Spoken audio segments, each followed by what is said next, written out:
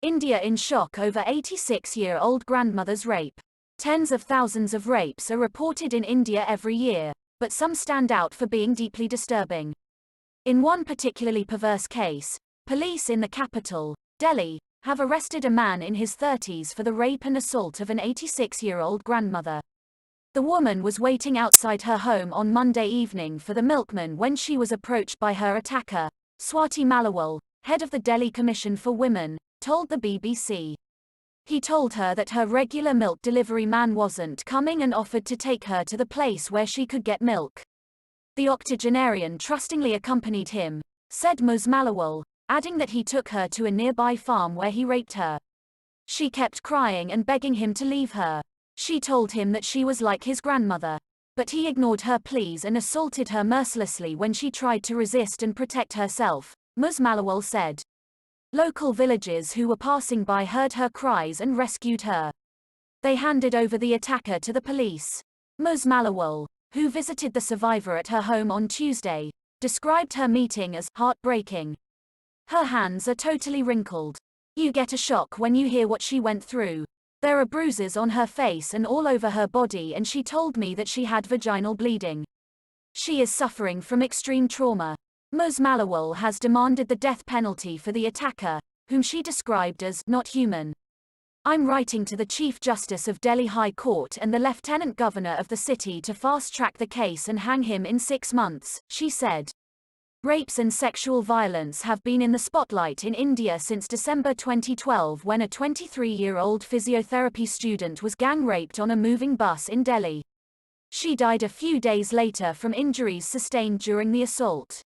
4 of the accused were hanged in March. But despite the increased scrutiny of sexual crimes, their numbers continue to rise. According to the National Crime Records Bureau, police recorded 33,977 cases of rape in India in 2018. That works out to a rape every 15 minutes.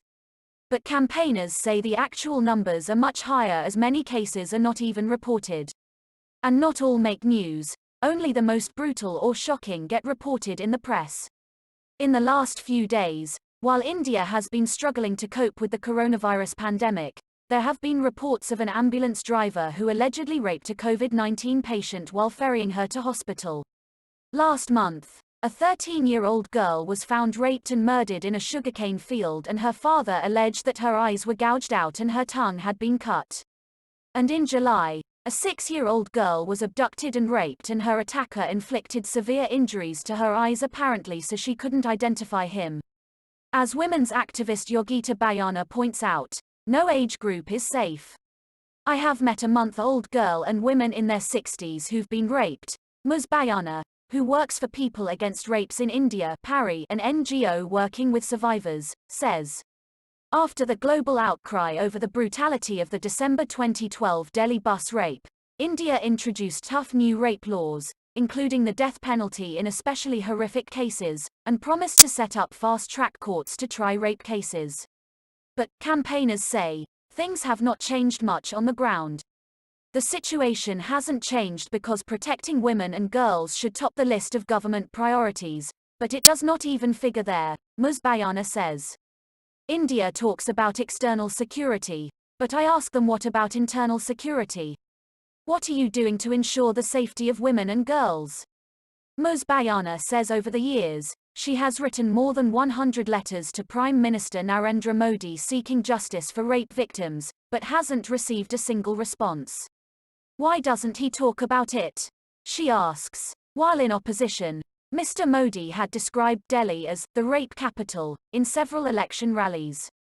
And after taking over as the Prime Minister in 2014, he appeared to make it a priority. In his first Independence Day speech that year, he talked about rape and offered parents some advice on how to bring up better sons. When we hear about these rapes, our heads hang in shame, he said. News from BBC. Please subscribe to my channel.